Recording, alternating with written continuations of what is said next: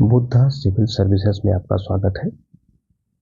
आज हम आंग मराठा संघर्ष के अंतर्गत प्रथम आंग मराठा युद्ध के बारे में पढ़ेंगे। जैसा कि हमें पता है कि उत्तरवर्ती मुगल काल में मराठों की शक्तियों में तेजी से वृद्धि होती है। साथ ही साथ 1772 तक आते आते अंग्रेजों की शक्ति में भी महत्वपूर्ण वृद्धि हो चुकी थी, क्योंकि बंगाल और मद्रास में अंग्रेजों ने अपनी स्थिति को काफ़ी मजबूती प्रदान कर दी थी। अब इन दो महत्वपूर्ण शक्तियों के बीच लगभग 50 वर्षों तक सर्वोच्चता के लिए संघर्ष होता है। इस संघर्ष के अंतर्गत 3 युद्ध लड़े जाते हैं और इन 3 युद्धों में अंततः विजय अंग्रेजों की होती है। और आज हम प्रथम आंग्ल मराठा युद्ध के बारे में पढ़ेंगे। जो प्रथम आंग्ल मराठा युद्ध है 1775 से 1782 के बीच लड़ा जाता है। जैसे कि हमें पता है कि पानीपत के तृतीय युद्ध में मराठों की हार होती है। अब इस हार के बाद माधवराव पेशवा बनता है। माधवराव की मृत्यु 1772 में हो जाती है। 1772 में माधवराव की मृत्यु के पश्चात उसका पुत्र नारायण राव पेशवा बनता है। लेकिन नारायण राव की हत्या रघुनाथ राव द्वारा की जाती है। अब इस नारायण राव की मृत्यु के पश्चात रघुनाथ राव पेशवा बनता है।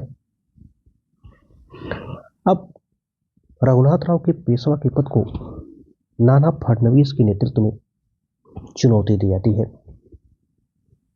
अब इस चुनौती के सामने रघुनाथ राव कमजोर पड़ने लगता है और यह कमजोर पड़ के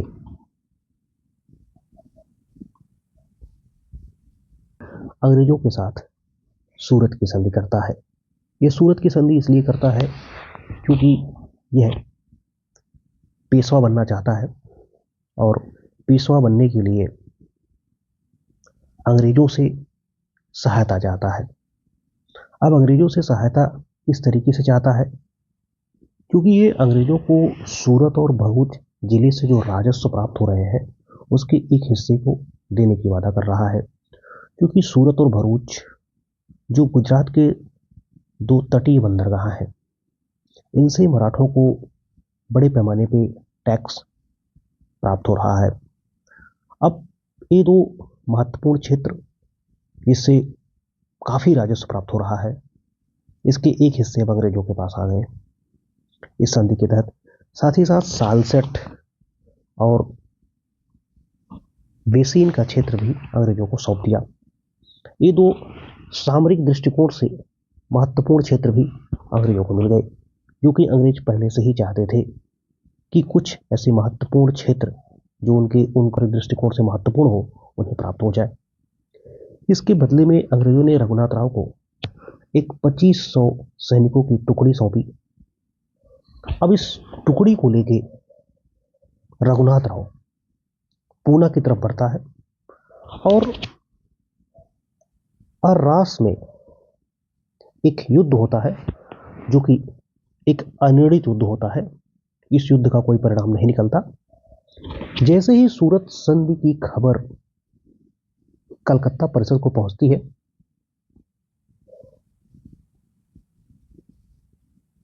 कलकत्ता परिषद इस संधि को रद्द कर देती है और साथ ही साथ कर्नल अपटन को एक दूसरी संधि करने के लिए पुणे भेजती है और यह दूसरी संधि को हम पुरंदर की संधि के नाम से जानते हैं। अब इस पुरंदर की संधि के तहत रघुनाथ राव को पेंशन देना था। साथ ही साथ रघुनाथ राव के पेशवा पद की दावेदारी अब अंग्रेज नहीं करेंगे। इस पुरंदर की संधि के तहत ये प्रावधान किए गए थे। अब बंबई की जो सरकार थी, जो बॉम्बे परिषद थी, इस संधि को अस्वीकार कर दी और रघुनाथ राव को इसके बावजूद शरण दिया। चूंकि कलकत्ता परिषद उस टाइम यानी जब 1773 का रेगुलेटिंग एक्ट आया तो 1773 के रेगुलेटिंग एक्ट में कंपनी के अधिकारों को परिभाषित किया गया कंपनी के अधिकारों को जब परिभाषित किया गया तो कलकत्ता परिषद को सर्वोच्च परिषद बनाया गया। ऐसे में कलकत्ता परिषद के निर्णय को जो है कलकत्ता परिषद के निर्णय के प्रभाव बम्बई परिषद और मद्रास परिषद पर एक कानून के रूप में, परंतु फिर भी बम्बई परिषद ने इस संधि को अस्वीकार कर दिया और रघुनाथ राव को शरण दिया। अब ऐसे में बम्बई सरकार इस कलकत्ता परिषद के निर्णय को खारिज करके रघुनाथ राव को फिर भी शरण देती है, क्योंकि जो कंपनी के डायरेक्टर है वो सूरत संधि को सही ठहराते हैं और पुरंदर की संधि को खारिज कर देते हैं। ऐसे में ये वही टाइम है 1775 का, जब अमेरिका में स्वतंत्रता के संघर्ष की लड़ाई चल रही थी और इस लड़ाई में अंग्रेज और फ्रेंच आमने सामने आ गए और इसी बीच एक फ्रांसीसी नेता अपनी सैन्य टुकड़ी लेके पुणे आ जाता है। अब जैसे ही ये खबर वारेन हेस्टिंग को पहुंचती है, वारेन हेस्टिंग जो कि कलकत्ता परिषद का गवर्नर जनरल है, जब उसको ये बात पता चलती है तो वारेन हेस्टिंग बंबई की सेना की सहायता के लिए एक सैन्य टुकड़ी भेजता है। जब ये सैन्य टुकड़ी बंबई की जो सेना है, इस सेना को सिंधिया के नेतृत्व में पराजित कर दिया जाता है और पराजित होने के क्रम में जनवरी 1779 में अंग्रेजों को एक अपमानजनक संधि करना पड़ता है और इस संधि को हम बड़गांव की संधि कहते हैं।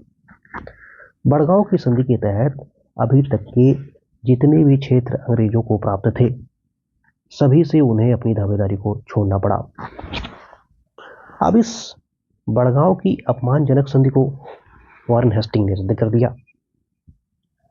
वारेन हेस्टिंग इस अपमानजनक संधि को मानने को तैयार नहीं था। अब इसने कलकत्ता से 2 सैन्य टुकड़ी भेजा। एक सैन्य टुकड़ी का प्रमुख था कैप्टन पोफम और दूसरा सैन्य प्रमुख था गोडार्ड। कैप्टन पोफम को ग्वालियर पर आक्रमण करने के लिए भेजा और गोडार्ड को पूना पे आक्रमण करने के लिए भेजा। जनरल गोडार्ड ने फरवरी 1780 में अहमदाबाद पर अधिकार कर लिया। साथ ही साथ जो बड़ौदा के गायकवाड़ थे, बड़ौदा के गायकवाड़, इनको भी अपने साथ मिला लिया।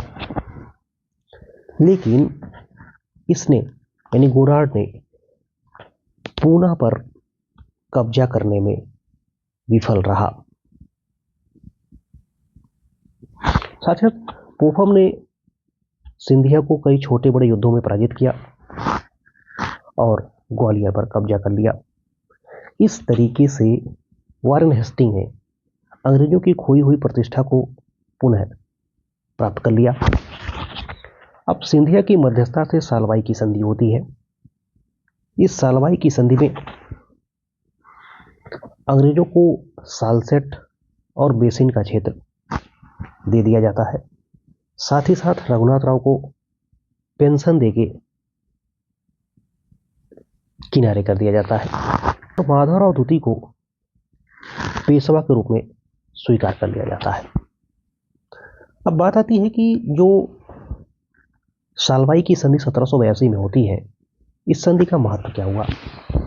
इस संधि के तहत युद्ध के पूर्व यानी 1775 के पूर्व की जो स्थिति थी, वो स्थिति फिर से बहाल हो गई। साथ ही साथ कंपनी को मराठों की शक्ति के बारे में भी पता चल गया। कंपनी जो मराठों को हल्के में ले रही थी, कंपनी को अब पता चलेगा कि मराठे अभी भी कितने शक्तिशाली हैं। और इस तरीके से आगामी 20 वर्षों तक दोनों पक्षों ने शांति कायम की। अब जब अंग्रेजों को मराठों के साथ किसी भी प्रकार का खतरा नहीं रहा, तो ऐसे में ये वही दौर है जब आंग्ल मैसूर युद्ध भी चल रहा है। आंग्ल मैसूर युद्ध, अब ये आंग्ल मैसूर युद्ध शुरू हुआ था 1780 से 84 के बीच में।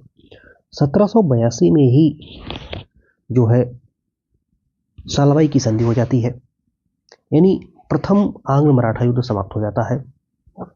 अब अंग्रेज जो अभी मैसूर से भी युद्ध कर रहे थे, मराठों से भी युद्ध कर रहे थे, अब ये मराठों की तरफ से इनको जो खतरा था खत्म हुआ। अब ये अपना पूरा ध्यान मैसूर पे दबाव बनाने में लगा देंगे। इस तरीके से हम देखते हैं कि वारेन हेस्टिंग ने अपने कूटनीतिक क्षमता का प्रयोग करते हुए किस तरीके से मैसूर पर दबाव बनाने की कोशिश की। अब इस युद्ध में जो मराठे थे, मराठों ने अंग्रेजों को 1779 में बड़गांव की संधि एक्सेप्ट करने के लिए विवश कर दिया। रीजन क्या था? मराठों ने प्रथम मराठा युद्ध में गुरिल्ला युद्ध पद्धति को अपनाया। गुरिल्ला युद्ध पद्धति क्या है? गुरिल्ला युद्ध पद्धति है कि एक लगभग 50 और 100 सैनिकों का दल होता है, सैनिकों की एक छोटी टुकड़ी होती है जो दुश्मन सेना पर पीछे से हमला कर देती है, अचानक हमला कर देती है, रात के अंधेरे में हमला कर देती है। और इस हमले में ये जो भौगोलिक क्षेत्र है, कठिन भौगोलिक जो परिस्थितियां हैं, उनका सहारा लेती हैं, जैसे पहाड़ों का, जंगलों का, संकरित रास्तों का सहारा लेते हैं। इसका सिंपल सी चीज है कि गुरिल्ला युद्ध जो पद्धति है यह हिट एंड रन यानी मारो और भागो की तकनीक पे काम करती है। इसका उद्देश्य है कि दुश्मन को भ्रमित कर देना, इतना थका देना या मनोवैज्ञानिक रूप से इतना दबाव उत्पन्न कर देना कि वो युद्ध में इन्हीं परिस्थितियों में ही उलझ जाए और विवश होके इतना कमजोर पड़ जाए कि बहुत कमजोर सेना उन्हें एक अच्छी खासी सेना को पराजित कर सकती है। साथ ही साथ गुरिल्ला युद्ध पद्धति के अलावा एक और युद्ध पद्धति को इस युद्ध पद्धति का नाम है झुलसी हुई धरती की नीति। अब झुलसी हुई धरती की नीति क्या है? जब अंग्रेज सेना मराठों के भूमि पर आक्रमण करती तो मराठा सैनिक पीछे से, यानी जो अंग्रेज सेना आगे निकल गई है, उनके आगे निकल जाने के पश्चात उनके पीछे जितने भी फसल, रसद, अनाज, घास जो भी थे उसे नष्ट कर दिए जाते थे। नष्ट करने का उद्देश्य या जला दिए जाते थे। इसका उद्देश्य क्या था? इसका उद्देश्य था कि अंग्रेजी सेना को भोजन आपूर्ति ना मिल पाए, रसद आपूर्ति ना मिल पाए, जिससे भूख प्यास से तड़प के ही ये युद्ध में हार जाए या युद्ध में इतने कमजोर हो जाए कि लड़ने की स्थिति में ही ना रहे।